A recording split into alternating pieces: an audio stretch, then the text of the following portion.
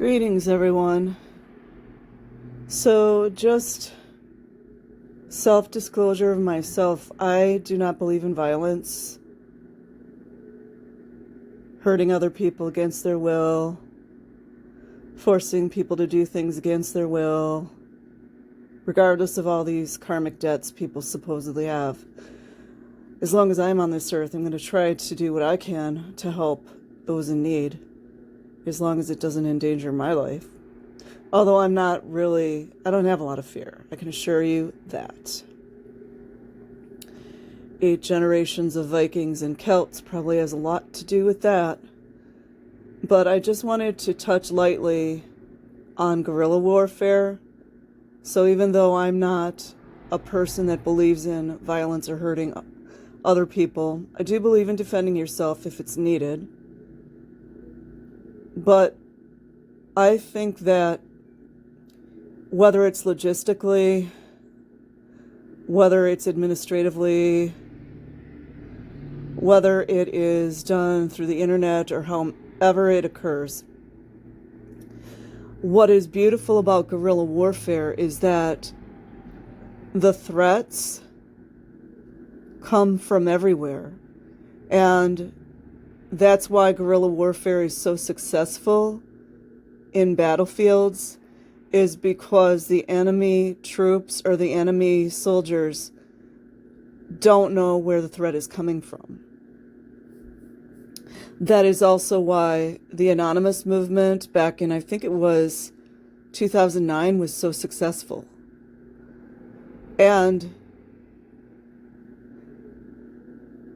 when you're dancing with the devil,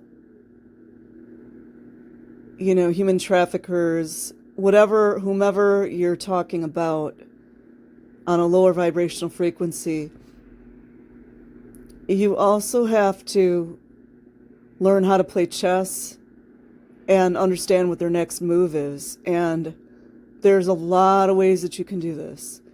You can use your intuitive abilities, clairsentience, claircognizance, all these innate abilities that we have when we're born into this earth that are squashed out by mind programming all over the place. But the way to be successful in taking down a Diablo giant, El Diablo, is the enemy force never knows where the next attack is coming from. So you have to change your tactics, you have to change your locations, you have to change how you do things, because routine is the killer of any type of, how do I say this? Routine is the killer of any type of war triumph you're going to get. And it's important to remember not to become the enemy, but sometimes biting the heels, biting the Achilles, maiming the eyes, and I say this metaphorically, maiming the ears or whatever it is, especially when you know that you have an advantage. That will help you every single time.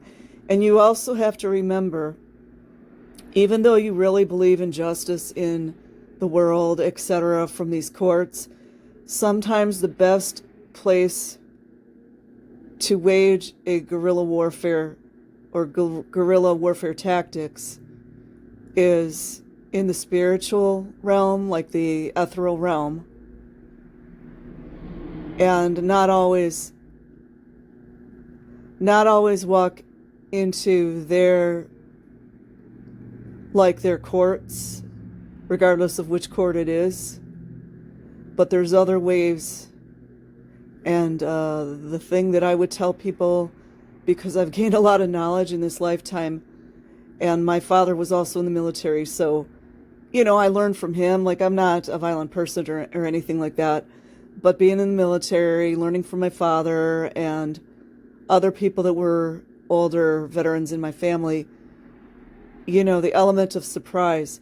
And also, I believe it's Tao Ching. Wait, let's see, who is it? Mao Zedong. What is that? The Art of Warfare. I've not read it, but I think there would be a lot of valuable information in there if you want to learn how to take down the devil. Peace.